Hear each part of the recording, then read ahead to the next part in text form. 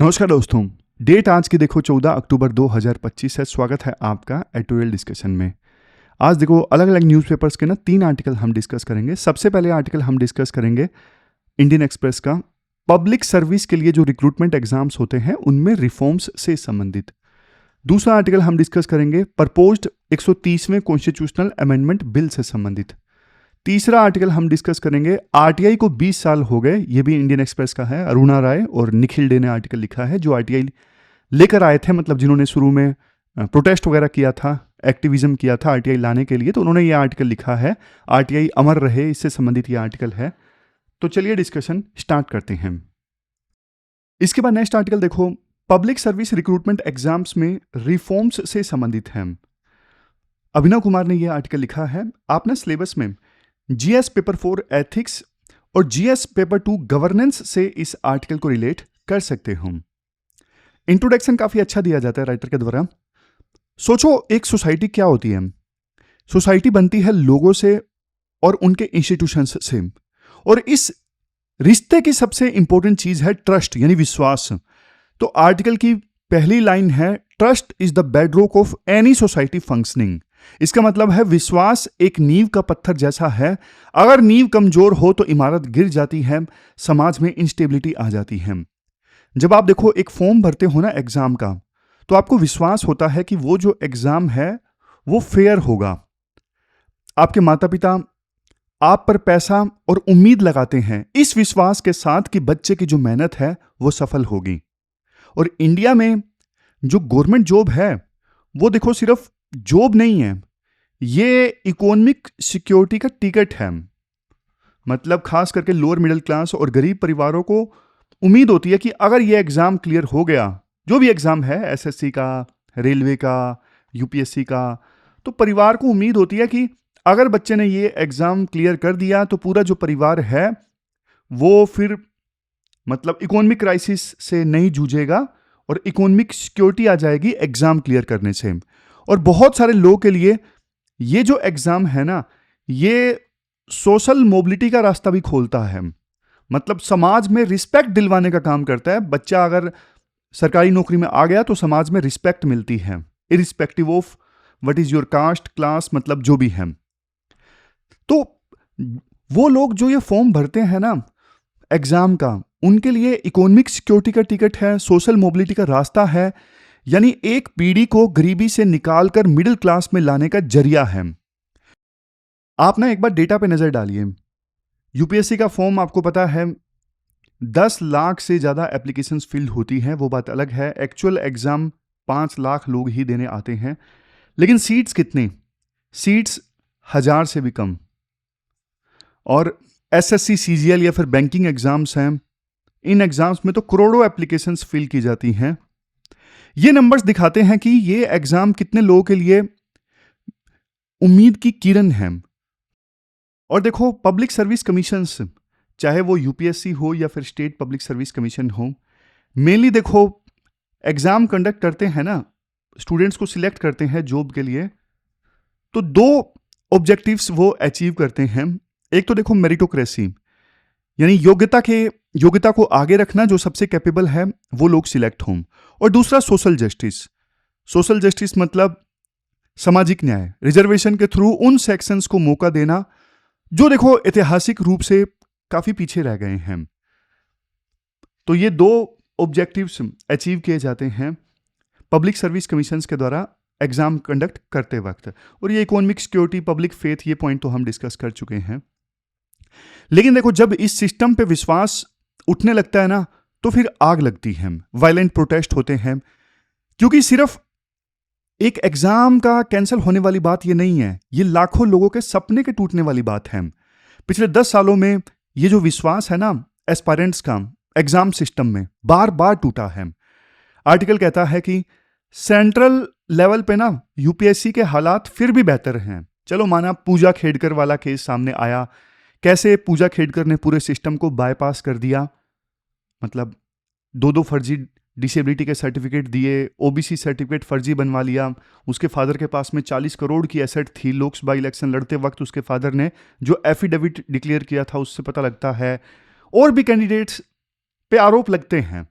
लेकिन फिर भी देखो हम बोलेंगे बाकी अगर कमीशन से कंपेयर करें तो यूपीएससी की कार्यप्रणाली फिर भी बेहतर है। लेकिन आप देखो दूसरे एग्जाम की केस स्टडीज देखिए। बिहार पुलिस एग्जाम 2023 में कंडक्ट हुआ था।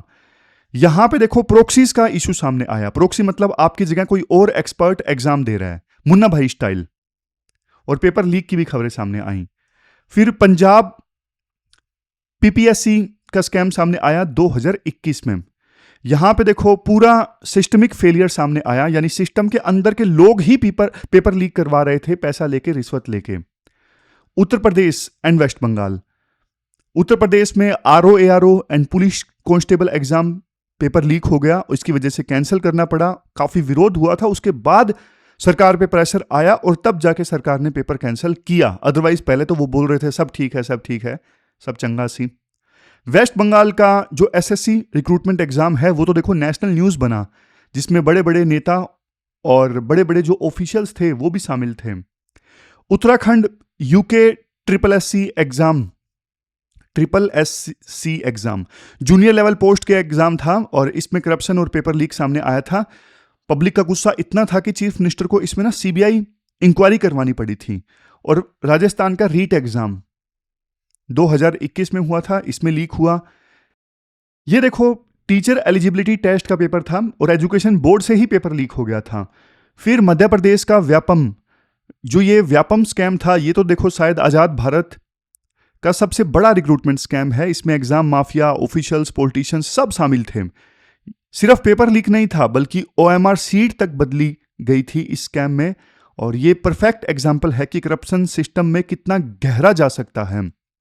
अब देखो हमने चलो बात कर ली कि हाँ इतने सारे एग्जाम्स लीक हो गए, कैंसिल हो गए, लेकिन ये जो साइकिल ऑफ स्कैम्स है इसका सबसे बड़ा शिकार कौन होता है? एस्पायरेंट्स होते हैं, आप जैसे।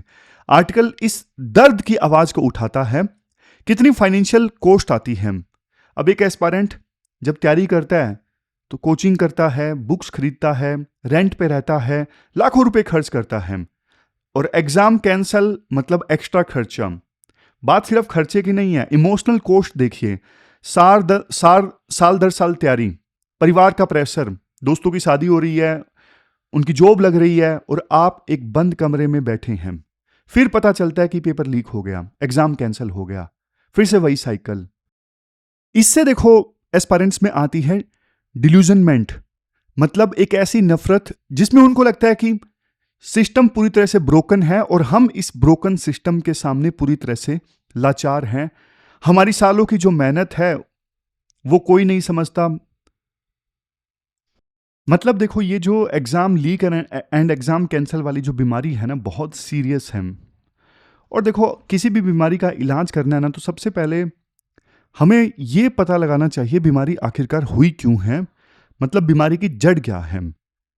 जड़ 2-3 कारण राइटर बताते हैं। देखो स्टेट पब्लिक सर्विस कमीशंस में मेंबर्स और चेयरमैन की जो नियुक्ति होती है ना, वो पॉलिटिकल अपॉइंटमेंट होती है, वो मेरिट के बेसिस पे नहीं होती। पॉलिटिकल पार्टीज, रूलिंग पार्टी आमतौर पे अपने वफादारों को पब्लिक सर्विस कमीशन के मेंबर और चेयरमैन के तौर पे अपॉइंट कर देती है। तो अब देखो पॉलिटिकल पार्टी का कोई मेंबर है, मतलब पॉलिटिक्स से आया है कोई कमीशन का मेंबर या चेयरमैन बनने के लिए। अब वो बिल्कुल प्रैक्टिकल बात करें तो धर्म काम करने के लिए तो आया नहीं है। पॉलिटिक्स में लोग क्यों आते हैं? ज़्यादातर लोग पैसा कमाने के लिए आते हैं, करप्शन करते हैं, सीधी सी बात है। उनके लिए करप्शन बिल्कुल वो वाला तरीका है, चलता है एटीट्यूड, समझ गए? अब कुछ लोग बोलोगे कि नहीं सर सारे लोग पॉलिटिक्स में इसलिए नहीं आते। प्रैक्टिकल बात देखो करो, अगर कोई बिल्कुल आइडियल है पॉलिटिक्स में तो वो ज़्यादा चल भी नहीं पाता है। बहुत सारे एग्जाम्पल्स हमने देखे, क्योंकि पॉलिटिक्स में आज के समय में बहुत ज़्यादा काला धन का इस्तेमाल होता है, बहुत ज़्यादा पैसों का इस्तेमाल होता है। तो जो ईमानदार आदमी है, आइडियल है, वो तो सर्वाइव ही नहीं कर पाता सिस्टम में। तो रूलिंग पार्टी के लोग, वफादार लोग कमीशन में आते हैं चेयरमैन और मेंबर बन के, तो वो करप्शन ही करते हैं, उनकी मंशा खराब ही होती है। सबसे बड़ी चीज़ तो ये है। तो एक मेंबर या एक चेयरमैन करप्ट होता है ना, तो वो पूरे पब्लिक सर्विस कमीशन को करप्ट कर देता है। इंटरव्यू में अपने लोगों को ज़्यादा मार्क्स वो दिलवा सकता है। कई बार मेंबर्स खुद माल प्रैक्टिस करने लगते हैं, मतलब नंबरों में छेड़छाड़, ये सारी चीज़ें वो खुद ही करने लगते हैं करवाने के बजाय। और दूसरा इशू है, ये पहला तो इशू हुआ पॉलिटिकल अपॉइंटमेंट्स से संबंधित, दूसरा इशू है लैक ऑफ ट्रांसपेरेंसी। ट्रांसपेरेंसी का मतलब है पारदर्शिता। जब देखो सिस्टम आपसे चीजें छुपाता है तो समझो कुछ गड़बड़ है। कहां कहां ट्रांसपेरेंसी नहीं है, आप देखिए इंटरव्यू में मार्क्स किस बेसिस पर दिए जाते हैं कोई नहीं जानता। इसी से देखो फेवरेटिज्म का जो स्कोप है, मतलब अपने लोगों को मार्क्स ज्यादा देने का जो स्कोप है वो बढ़ जाता है। एग्जाम के बाद सभी कैंडिडेट्स के जो मार्क्स हैं कई स्टेट पब्लिक सर्विस कमीशन जारी नहीं करते। यूपीएससी तो जारी करती है, लेकिन कई state public service commission result के बाद में मार्क्स जारी नहीं करती। आंसर कीज को टाइम पर रिलीज नहीं किया जाता ताकि करप्शन सामने ना आ सके। अब यूपीएससी करेगी प्री के बाद में प्रोविजनल आंसर कीज, ये यूपीएससी ने कोर्ट में बोला है, जो कि अच्छी चीज है। फिर नेक्स्ट रीजन राइटर बताते हैं वीक अकाउंटेबिलिटी। मतलब देखो वैसे जो ये पब्लिक सर्विस कमीशंस होते हैं ऑटोनोमस हैं, उनके पास बहुत पावर है, लेकिन पावर के साथ में ना अकाउंटेबिलिटी भी आनी चाहिए। अगर कोई एग्जाम लीक होता है तो कमीशन के चेयरमैन और मेंबर्स की जिम्मेदारी फिक्स होनी चाहिए कि आपके रहते हुए एग्जाम लीक हुआ है, कैंसिल हुआ है, तो एक रिव्यू पैनल हो जो पब्लिक सर्विस कमीशन के मेंबर्स के डिसीजंस को मॉनिटर करे कि किसने डिसीजन लिया, लीक हुआ है तो अकाउंटेबिलिटी फिक्स हो, जवाबदेही तय हो। और अभी देखो जो एग्जाम कंडक्ट किया जाता है ना, पुराने तौर तरीकों से कंडक्ट किया जाता है। आपको पता है जबरदस्त टेक्नोलॉजी आ चुकी है, एआई आ चुकी है, लेकिन अभी भी पुराने तौर तरीके अपनाए जाते हैं। पेपर को ट्रांसपोर्ट सिस्टम के माध्यम से ट्रांसफर किया जा रहा है एग्जाम सेंटर तक, बीच में सिक्योरिटी ब्रीच हो जाता है, कैसे पेपर्स को स्टोर करके रखा जाता है, ये सारे पुराने तौर तरीके हैं, इनमें बदलाव आना चाहिए। तो सॉल्यूशंस क्या है? सबसे पहला सॉल्यूशन तो ट्रांसपेरेंट अपॉइंटमेंट्स होनी चाहिए। मतलब ट्रांसपेरेंट अपॉइंटमेंट्स मतलब जैसे सुप्रीम कोर्ट में जज की नियुक्ति करनी है तो उसके लिए कोलिजियम सिस्टम होता है ना, chief justice of India plus में 4 सीनियर मोस्ट जजेस।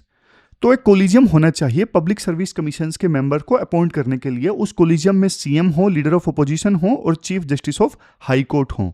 तो ये कोलिजियम पब्लिक सर्विस कमीशंस में मेंबर बनने के लिए लोग सिलेक्ट करें। फिर अकाउंटेबिलिटी वाला पॉइंट हमने डिस्कस कर ही लिया। पैनल होना चाहिए सर्विस कमीशन के डिसीजंस को मॉनिटर करने के लिए, रिस्पॉन्सिबिलिटी फिक्स होनी चाहिए, ये पॉइंट हमने डिस्कस कर लिया। मेरिट बेस्ड सिलेक्शन मतलब देखो ऐसे लोगों का सिलेक्शन होना चाहिए एग्जाम कंडक्ट करवाने में जिनका क्लीन ट्रैक रिकॉर्ड हो, प्रोफेशनल क्वालिफिकेशन हो और एग्जाम कंडक्ट करवाने में एक्सपर्टीज हो। ऐसे लोगों का मेरिट बेस पे सिलेक्शन होना चाहिए। नेक्स्ट, हर चीज में ट्रांसपेरेंसी होनी चाहिए, हर चीज में। मतलब किस प्रकार से मेंस के आंसर्स का इवैल्यूएशन हो रहा है, बताओ क्या पैरामीटर है, इंटरव्यू में मार्क्स किस आधार पे दिए जा रहे हैं, सारी की सारी ट्रांसपेरेंसी होनी चाहिए। परफॉर्मेंस स्टैटिस्टिक्स को रिलीज किया जाए कि इस कैंडिडेट को मार्क्स कम क्यों दिए गए हैं। आंसर कीज का टाइमली पब्लिकेशन होना चाहिए ताकि बच्चों को पता लगे कि मिला सकें वो अपने आंसर्स ऑफिशियल आंसर कीज से। फिर कुछ टेक लेड सॉल्यूशंस भी राइटर बताते हैं, जैसे बायोमेट्रिक आइडेंटिफिकेशन है जो यूपीएससी करेगी, आधार बेस्ड फिंगरप्रिंट एंड जो आंखों में आइरिस होती है उसकी स्कैनिंग, ताकि प्रोक्सी कैंडिडेट्स को, मुन्ना भाई स्टाइल कैंडिडेट्स को फर्जी एग्जाम देने से रोका जा सके दूसरों की जगह। इनक्रिप्टेड डिलीवरी, इनक्रिप्टेड डिलीवरी मतलब स्पेशल टाइप के प्रिंटर डिजाइन किए जाएं जो सभी एग्जाम सेंटर्स पर पहुंचे, और वो जो प्रिंटर है ना एग्जाम से कुछ ही देर पहले पासवर्ड के थ्रू वो प्रिंटर जो है वो पेपर को प्रिंट करना स्टार्ट करें। अब लॉजिस्टिक्स, इसकी निटिग्रिटीज क्या होंगी, प्रिंटर कैसे प्रिंट करेगा, इतनी जल्दी क्या वो प्रिंट कर पाएगा, और वो सिर्फ पासवर्ड से खुलेगा।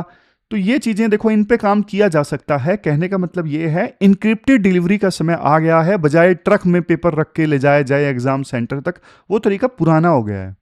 नेक्स्ट, एआई मॉनिटर करे। जैसे देखो ऑनलाइन एग्जाम्स होते हैं एसएससी वगैरह के, तो ना ऑनलाइन सॉफ्टवेयर में एआई का यूज हो जो कैंडिडेट की बातचीत रिकॉर्ड करे, कैंडिडेट्स की जो आई मूवमेंट्स हैं उनको रिकॉर्ड करे कि कोई फर्जीवाड़ा तो नहीं हो रहा है।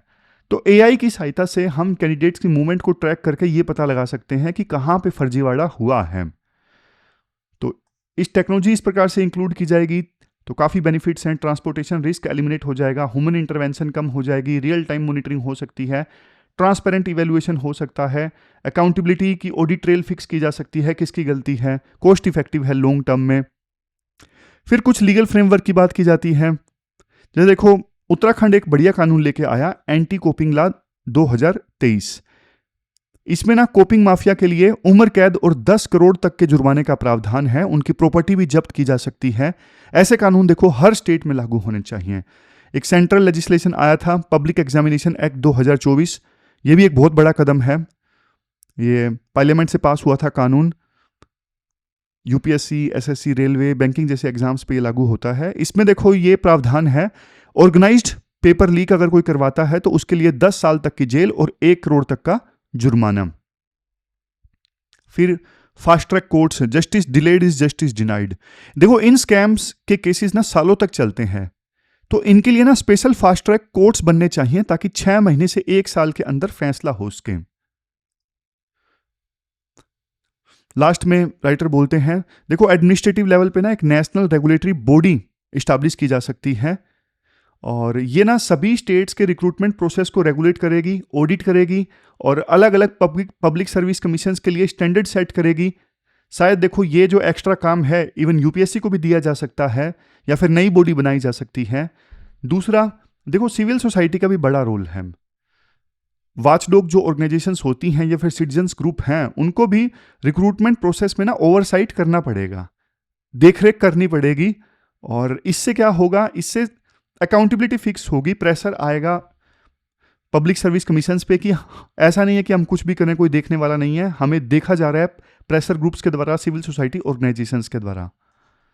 तो ये पूरा आर्टिकल हमने डिस्कस किया। लास्ट में देखो वही बात की जाती है कि ट्रस्ट जो है वो नहीं टूटना चाहिए जनता का। एक बार ट्रस्ट टूट गया तो इन एग्जाम को कोई नहीं लेगा, लोग सिस्टम से खफा हो जाएंगे, सड़कों पे आएंगे, वायलेंस आएगा, लोगों का डेमोक्रेसी के ऊपर से विश्वास टूट जाएगा। तो ये पूरा आर्टिकल हमने डिस्कस किया। चलते हैं आगे। इसके बाद नेक्स्ट आर्टिकल देखो 130वें कॉन्स्टिट्यूशनल अमेंडमेंट बिल के बारे में है। अपने सिलेबस में जीएस पेपर सेकंड के इस टॉपिक से आर्टिकल को रिलेट कर सकते हो। वंशज आजाद के द्वारा ये आर्टिकल लिखा गया है। सबसे पहले देखो आसान भाषा में ये समझ लेते हैं 130th यानी 130वां जो ये कॉन्स्टिट्यूशनल अमेंडमेंट बिल है, ये है क्या। ये बिल कहता है अगर कोई पीएम, सीएम या कोई भी मिनिस्टर अरेस्ट होता है और उसे लगातार 30 दिन तक कस्टडी में रखा जाता है, तो देखो उसे अपने पद से, अपने ऑफिस से रिजाइन करना पड़ेगा। शर्त यह है कि उस पर जो चार्ज लगा है उसकी सजा कम से कम 5 साल हो। सिंपल, 30 दिन में जेल तो कुर्सी खाली। अब देखो सवाल यह उठता है, सरकार को अचानक ये जरूरत क्यों महसूस हुई। इसके पीछे सरकार के ना 3 तर्क हैं कि ये सरकार ये कॉन्स्टिट्यूशनल बिल क्यों लेके आई। सबसे पहले सरकार कहती है मोरल अकाउंटेबिलिटी यानी नैतिक जवाबदेही। सरकार का कहना है कि ये देखो नैतिक रूप से गलत है कि देश का एक बड़ा नेता जिस पर गंभीर आरोप हैं वो जेल से सरकार चलाए, ये आम जनता की नजरों में सही नहीं है। तो पहला जो कारण दिया जाता है सरकार के द्वारा इस कॉन्स्टिट्यूशनल बिल के लाने का, वो है मोरल अकाउंटेबिलिटी, याद कर लीजिए। फिर दूसरा कारण सरकार देती है public trust. Public trust, home minister ने देखो पार्लियामेंट में यह कहा कि जब मिनिस्टर्स जेल से काम करते हैं तो गवर्नेंस पर से ना जनता का विश्वास उठ जाता है। ऐसे लगता है कि कानून इनके लिए कुछ है ही नहीं। लोगों में ना एक शक की भावना पैदा होती है, एक निराशा आती है, इसलिए सही नहीं है, पब्लिक ट्रस्ट खत्म होता है। तीसरा सरकार कहती है इसलिए हम ये कॉन्स्टिट्यूशनल बिल लेके आए हैं, हम इंटीग्रिटी को फिर से रीस्टोर करना चाहते हैं। पिछले कुछ सालों में ना हमने देखा कि कुछ चीफ मिनिस्टर्स और मिनिस्टर्स ने ना कस्टडी में रहते हुए भी रिजाइन नहीं किया। इससे ना पब्लिक में गुस्सा पैदा हो गया। सरकार कहती है कि हम इस बिल के जरिए ना पॉलिटिक्स में इंटीग्रिटी लाने की कोशिश कर रहे हैं, इंटीग्रिटी सिस्टम में वापस लाने की कोशिश कर रहे हैं। तो सरफेस पे तो देखो ये बिल अच्छा लगता है कि सरकार की मंशा अच्छी है, पॉलिटिक्स को साफ करने की कोशिश है, लेकिन दोस्तों संविधान और गवर्नेंस जो है इतने सिंपल नहीं होते। जो चीज नैतिक रूप से सही लगती है जरूरी नहीं कि वो कॉन्स्टिट्यूशन के हिसाब से भी उतनी ही सही हो। तो मतलब बिल को हम आगे समझें उससे पहले ना संविधान की आत्मा को हमें समझना होगा। हमने देखो Westminster model of parliamentary democracy को अपनाया। क्या है ये Westminster model of parliamentary democracy? ये देखो एक ऐसा सिस्टम है जहां एग्जीक्यूटिव यानी जो मंत्री परिषद है वो निकल के आती है कहां से? लेजिस्लेचर से, यानी संसद से या विधानसभा से निकल के आती है। आपको पता है जैसे लोकसभा के इलेक्शंस होते हैं, 545 सांसद चुने गए, तो उसी में से सरकार बनती है। लेजिस्लेचर से ही एग्जीक्यूटिव निकल के आता है, और एग्जीक्यूटिव हमेशा लेजिस्लेचर के प्रति ना जवाबदेह रहता है।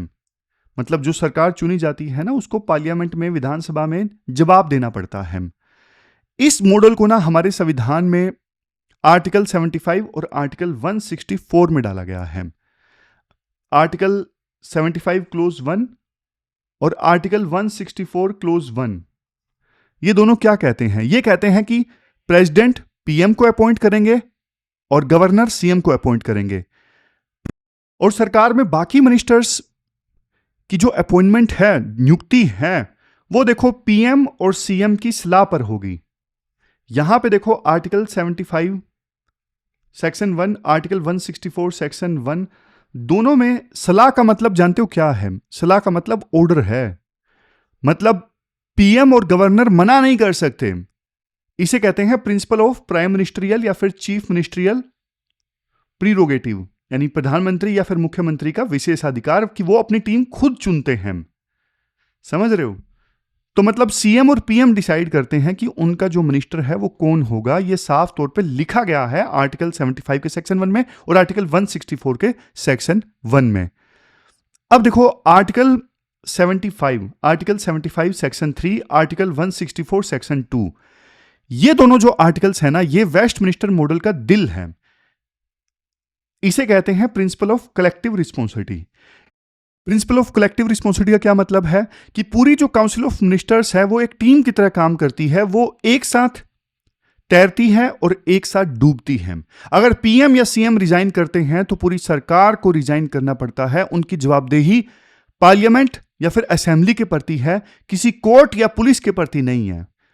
सुप्रीम कोर्ट ने ना एक केस का नाम है 1955 में, ये देखो नीचे, केस का नाम क्या है? Rai Sahib Ram Jawaya Kapur versus state of Punjab, 1955 का केस है। इस केस में सुप्रीम कोर्ट ने कलेक्टिव रिस्पॉन्सिबिलिटी के प्रिंसिपल को मजबूती से स्थापित किया था। अब जरा सोचिए, यह नया बिल इस पूरे सिस्टम को कैसे हिलाता है। यह पीएम या फिर सीएम से ना उनकी टीम चुनने का अधिकार छीन रहा है और कलेक्टिव रिस्पॉन्सिबिलिटी को बायपास कर रहा है। ये जो बहस है ये देखो नई नहीं है। जब संविधान बन रहा था ना, तब कॉन्स्टिट्यूट असेंबली में एक मेंबर थे प्रोफेसर केटी शाह, उन्होंने एक अमेंडमेंट प्रपोज किया था। उन्होंने कहा था किसी भी कन्विक्टेड पर्सन को ना मिनिस्टर बनने पर पाबंदी लगा देनी चाहिए। लेकिन इसका जवाब डॉक्टर बी.आर. अम्बेडकर ने दिया था 30 दिसंबर 1948 को। उनकी बात आज इस बिल के संदर्भ में ना सोने में तोलने लायक है। उन्होंने कहा था हर देखो नैतिक उम्मीद को ना संविधान का आदेश नहीं बनाया जा सकता। कुछ चीजें प्राइम मिनिस्टर और लेजिस्लेटिव के गुड सेंस यानी सद्बुद्धि पर छोड़ देनी चाहिए, और उन पर सबसे बड़ा चेक जनता की निगाह है। उनको दोबारा इलेक्शन में जाना है। अंबेडकर जी का विश्वास पॉलिटिकल अकाउंटेबिलिटी में था, प्रोसीजनल कंपल्सन में नहीं था। वो जानते थे कि अगर हम हर चीज कानून से ठीक करने लगे तो हम लोकतंत्र की आत्मा को ही मार देंगे। और यह बिल ऐसा लगता है जैसे अंबेडकर जी की उस चेतावनी को नजरअंदाज कर रहा है। बिल में कोर प्रॉब्लम्स जानते हो क्या क्या हैं? सबसे पहले हमारा कानून का सबसे बुनियादी सिद्धांत है इनोसेंट अंटिल प्रूवन गिल्टी। जब तक आप पर दोष साबित ना हो जाए आप निर्दोष माने जाएंगे। बिल क्या कहता है? यह कहता है कि डिटेंशन ही कन्विक्शन के बराबर है। सिर्फ 30 दिन तक हिरासत में रखा गया, इसके आधार पर आपको ऑफिस से निकाला जाएगा। तो यह एक प्रकार से प्री ट्रायल पनिशमेंट है, सजा पहले फैसला बाद में। आप इमेजिन कीजिए, आप पर आपके पड़ोसी ने ना चोरी का झूठा इल्जाम लगा दिया। पुलिस आपको इन्वेस्टिगेशन के लिए 30 दिन हिरासत में रखती है और इसी बीच आपकी कंपनी आपको जॉब से निकाल देती है बिना कोर्ट के फैसले के इंतजार किए। क्या यह न्याय है? नहीं। तो यह बिल जो है वो देश के पीएम और सीएम या फिर मिनिस्टर्स के साथ में यही कर रहा है। फिर ये तो पहला कारण हुआ, इनोसेंट अंटिल प्रूवन गिल्टी का उल्लंघन। फिर दूसरा जो कोर प्रिंसिपल वायलेट होता है वो क्या है? हमारे संविधान ने ना लेजिस्लेचर, एग्जीक्यूटिव और जुडिशरी के बीच में ना पावर को बांटा है। बिल क्या करता है, ये इन्वेस्टिगेशन एजेंसीज को ना एक तरह से ये ताकत दे रहा है कि वो फैसला करे कि कौन मिनिस्टर रहेगा कौन नहीं। एजेंसी ने 30 दिन तक हिरासत में रखा किसी को और मिनिस्टर की कुर्सी चली गई, तो इसमें जुडिशरी का कोई रोल नहीं है, तो गलत है ना? गलत नहीं है, मतलब एजेंसी जानबूझ के किसी को 30 दिन तक हिरासत में रख लेंगे ताकि उसकी कुर्सी चली जाए। एक केस था, देखो आगे आर्टिकल में आएगा, ये रहा 1998 का केस है, Vineet Narayan versus union of India. इस केस में सुप्रीम कोर्ट ने कहा था कि इन्वेस्टिगेटिव एजेंसीज जैसे सीबीआई को ना पॉलिटिकल इन्फ्लुएंस से आजाद होना चाहिए। तो ये जो बिल है इसका उल्टा कर रहा है, ये एजेंसी को एक पॉलिटिकल हथियार बना सकता है। तो दो कारण अभी तक, मतलब दो चीजें जो गलत हैं इस बिल में वो अभी तक हमने देख ली। पहला, जो until innocent until proven guilty, इस कंसेप्ट को वायलेट कर रहा है। सेपरेशन ऑफ पावर के कंसेप्ट को वायलेट कर रहा है, एजेंसीज के हाथ में बहुत ज्यादा पावर दे रहा है जिसका वो पॉलिटिकल मिसयूज कर सकते हैं। तीसरा, फेडरलिज्म पर भी अटैक करता है ये 130वां कॉन्स्टिट्यूशनल अमेंडमेंट बिल। इंडिया देखो एक फेडरल देश है जहां सेंटर और स्टेट की अपनी अपनी शक्तियां हैं। बिल क्या करता है, सोचिए सेंटर में एक पार्टी की सरकार है और स्टेट में उसकी विरोधी पार्टी की सरकार है, तो सेंटर की जो एजेंसीज हैं जैसे सीबीआई, ईडी, ये स्टेट के चीफ मिनिस्टर्स को किसी केस में जानबूझ के अरेस्ट कर सकती हैं और 30 दिन तक हिरासत में रखती हैं। तो इस बिल के मुताबिक फिर उस सीएम को रिजाइन करना पड़ेगा। इसका मतलब पूरी स्टेट गवर्नमेंट गिर जाएगी।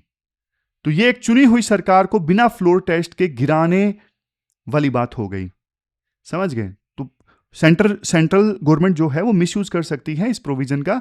जबकि देखो सुप्रीम कोर्ट ने ना एक केस है जिसका नाम है SR बोमई केस, 1994 का केस है। इस केस में ना सुप्रीम कोर्ट ने साफ साफ कहा था कि मेजोरिटी का फैसला असेंबली के फ्लोर पे होगा, कस्टडी के कॉरिडोर में नहीं होगा। समझ गए? कस्टडी के कॉरिडोर में फैसला नहीं होगा सरकार का, वो असेंबली के फ्लोर पे होगा। तो ये तीन जो प्रिंसिपल्स हैं उनका वायलेट होता है। वैसे देखो पार्लियामेंट्री डेमोक्रेसी की बात भी राइटर ने पहले की, जो हमने पहले डिस्कस किया था।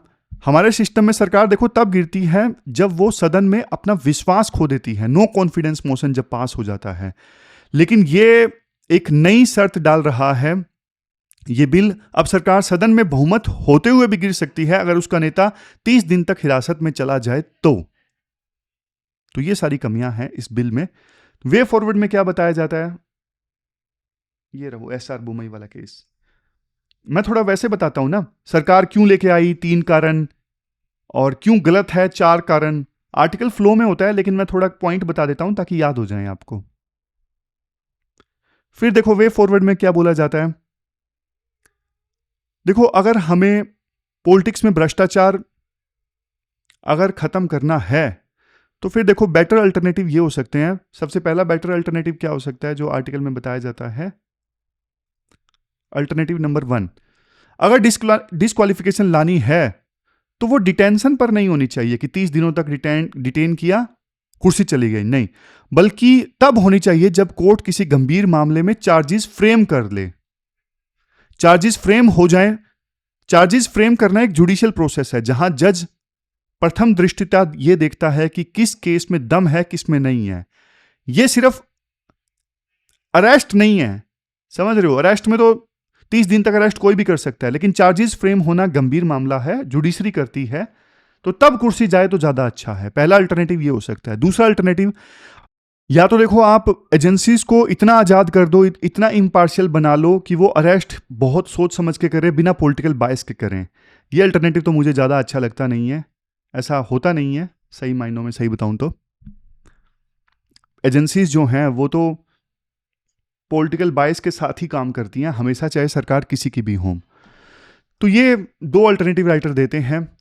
लास्ट में बोलते हैं देखो संविधान कोई आम कानून नहीं है, देश का बुनियादी दस्तावेज है, इसमें बदलाव बहुत सोच समझ के होना चाहिए।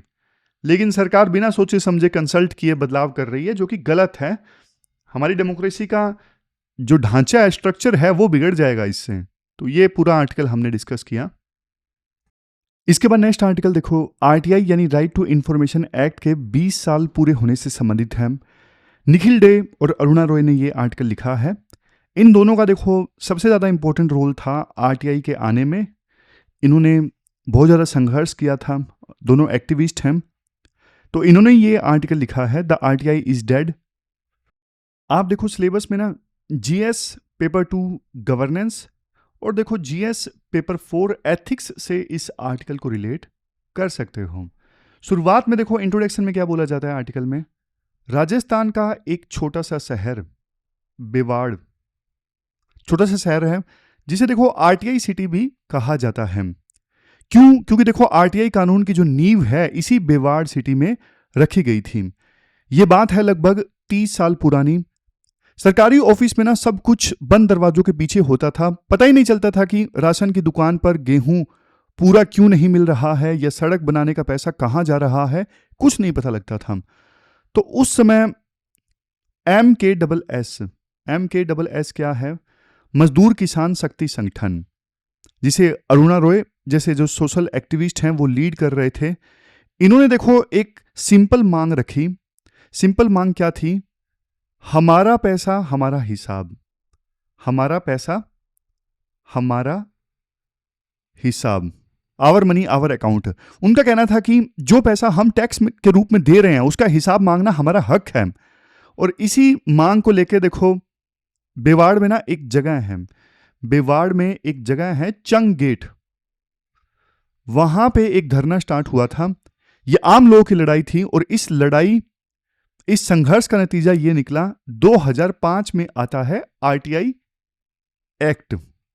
ये कानून देखो कोई पॉलिटिकल पार्टी अचानक से नहीं लेकर आई, ये लोगों की जमीन पर लड़ाई थी जिसकी बदौलत ये एक्ट आया था। लंबे समय तक लड़ाई चली थी।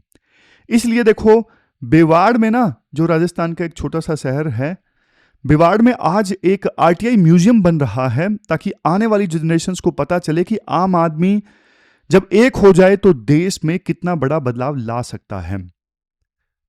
तो बेवाड़ में आरटीआई म्यूजियम भी बन रहा है। अब इसके बाद राइटर बोलते हैं सब कुछ देखो ठीक चल रहा था। आरटीआई जो था एक पावरफुल टूल बन चुका था।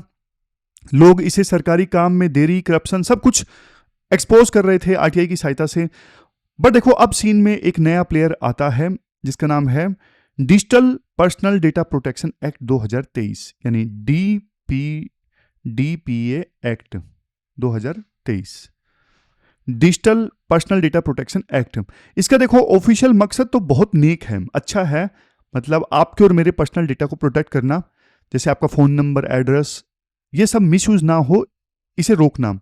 लेकिन आर्टिकल के राइटर कहते हैं कि कानून की आड़ में ना आरटीआई को खत्म करने की कोशिश की गई है। कोशिश भी क्या, साजिश की गई है। आरटीआई कमजोर हो गया है इस एक्ट के आने से। एग्जाम्पल देते हैं राइटर, एक बढ़िया एग्जाम्पल देते हैं। मान लीजिए आरटीआई जो है एक पोर्ट है, पोर्ट मतलब एक मटका है आरटीआई। अब देखो इसमें ना इंफॉर्मेशन भरी जाती है। जब हम आरटीआई लगाते हैं तो इंफॉर्मेशन आ जाती है इस पोर्ट में। लेकिन ये जो डीपीए आया ना, इस एक्ट ने क्या किया, इस पोर्ट से ना चुपके से एक छेद कर दिया, मटके के नीचे से छेद कर दिया। अब मटका तो हमारे पास में है, यानी आरटीआई तो हमारे पास में है, पर सारा जरूरी पानी यानी जो इंफॉर्मेशन है वो लीक कर रही है नीचे से, और डीपीए एक्ट ने मटके में छेद कर दिया है। सिर्फ अब ढांचा बाकी है आरटीआई का, लेकिन जो इंफॉर्मेशन हमें इंपावर करती है वो इंफॉर्मेशन जो है वो डिसअपियर हो गई है। लेकिन ये हुआ कैसे? देखो ये जो डीपीए एक्ट का एक सेक्शन है, सेक्शन 44 क्लोज 3, ये सीधा आरटीआई एक्ट के ना दिल पे वार करता है। कैसे? पहले देखो आरटीआई एक्ट के ना सेक्शन 8 क्लोज 1 में ना एक प्रोविजन था। प्रोविजन ये था कि पर किसी को ना मांगने पे, आरटीआई लगाने पे भी पर्सनल इंफॉर्मेशन ना शेयर की जाए।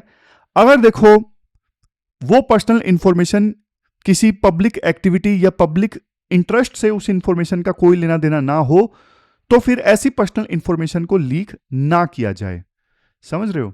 मतलब आरटीआई एक्ट के सेक्शन 8 क्लोज 1 में एक बात लिखी हुई थी, अगर किसी पर्सनल इंफॉर्मेशन का पब्लिक एक्टिविटी या पब्लिक इंटरेस्ट से लेना देना नहीं है तो उस पब्लिक इंफॉर्मेशन को ना रिलीज किया जाए।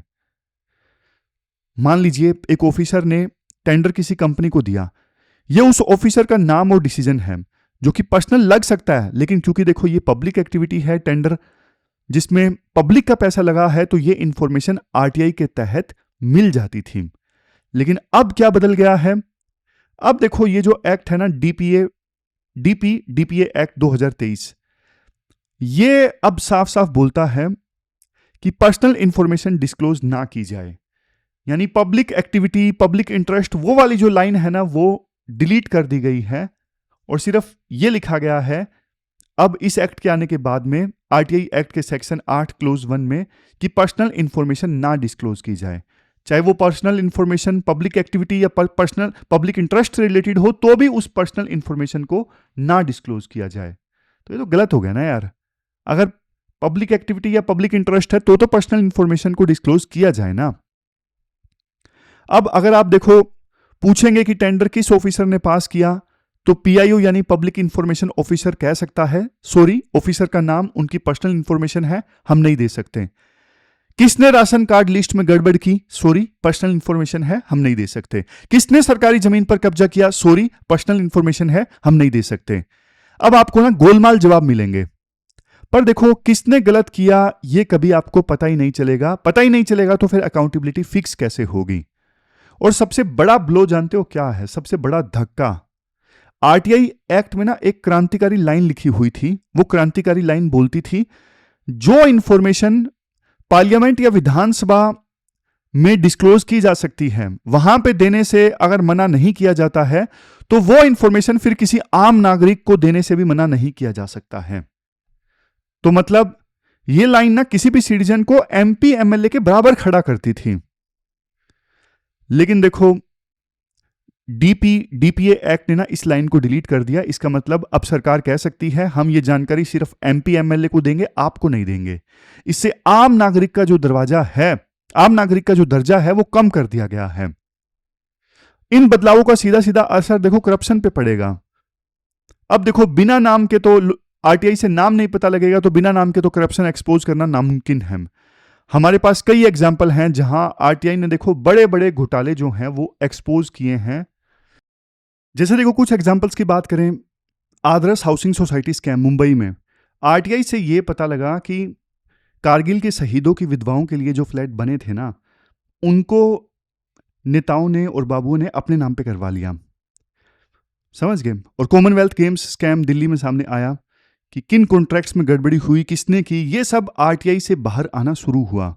अब आरटीआई से सिर्फ ये पता चलेगा कि गड़बड़ी हुई है, बट किसने की इस पर पर्दा डाल दिया जाएगा। दूसरी चीज राइटर ये बोलते हैं, देखो ये जो डीपीए एक्ट 2023 है ना, ये खतरनाक काम करता है। ये कहता है कि अगर आपने किसी की पर्सनल इंफॉर्मेशन उसकी परमिशन के बिना रिवील की, तो आप पर 250 करोड़ तक का जुर्माना लग सकता है। सोचिए एक जर्नलिस्ट या एक एक्टिविस्ट अगर किसी करप्ट ऑफिसर का नाम पब्लिक में एक्सपोज करता है, तो वो ऑफिसर उस जर्नलिस्ट पर केस कर सकता है। इससे देखो एक बहुत जबरदस्त चिलिंग इफेक्ट पैदा होगा। कोई किसी करप्शन को एक्सपोज करने से डरेगा कि यार मेरे पर 250 करोड़ तक का जुर्माना ना लगा दें। लोग डरेंगे सच बोलने से, एक्सपोज करने से डरेंगे। तो वे फॉरवर्ड में राइटर क्या बोलते हैं? वे फॉरवर्ड में देखो ये बोलते हैं कि सरकार ने ना इन बदलावों से पहले आम लोगों से, जर्नलिस्ट से या अपोजिशन से कोई खास कंसल्टेशन किया नहीं, सीधा सरकार ये बदलाव लेके आ गई। ये लोकतंत्र के लिए देखो अच्छी बात नहीं है, लेकिन लेखक एक उम्मीद भी जगाते हैं। वो कहते हैं सरकार देखो कानून को तो कमजोर कर सकती है, लेकिन लोगों में इंफॉर्मेशन मांगने की जो भूख है, जो आग है, उसे सरकार कैसे बुझाएगी? बेवाड़ में जो आरटीआई म्यूजियम बन रहा है ना, वो किसी मरे हुए कानून का यादगार नहीं होगा, वो एक लिविंग स्पेस होगा जो लोगों को आगे भी लड़ने की प्रेरणा देगा। जैसे देखो 1975 का ना एक केस है, state of UP versus Rajnarayan, state of UP versus Rajnarayan. Indira Gandhi से रिलेटेड केस है, उनके इलेक्शन से रिलेटेड, इमरजेंसी से पहले का। तो इस केस में ना सुप्रीम कोर्ट ने ये बोला था, in a government of responsibility there can be but few secrets, मतलब एक जिम्मेदार सरकार में सीक्रेट्स कम से कम होने चाहिए। तो आर्टिकल के टाइटल पे अगर वापस आओ, द आरटीआई इज डेड, शायद कानून का वो पावरफुल रूप अब नहीं रहा, आरटीआई अमर रहे। बट देखो, राइट टू नो की जो स्पिरिट है, जो आंदोलन है, वो हमेशा जिंदा रहेगा। तो ये पूरा आर्टिकल हमने डिस्कस किया और लास्ट में क्वेश्चन देख लेते हैं। ये क्वेश्चन देखो आपको अटेम्प्ट करना है, जो हमने प्रपोज्ड 130वां कॉन्स्टिट्यूशनल अमेंडमेंट बिल डिस्कस किया ना, तो उसी से संबंधित ये क्वेश्चन है। तो ये थी हमारी आज की डिस्कशन। कल मिलते हैं फिर से एक नई डिस्कशन के साथ। तब तक आप अपना ध्यान रखिए, अच्छे से पढ़िए। Thank you very much for discussion.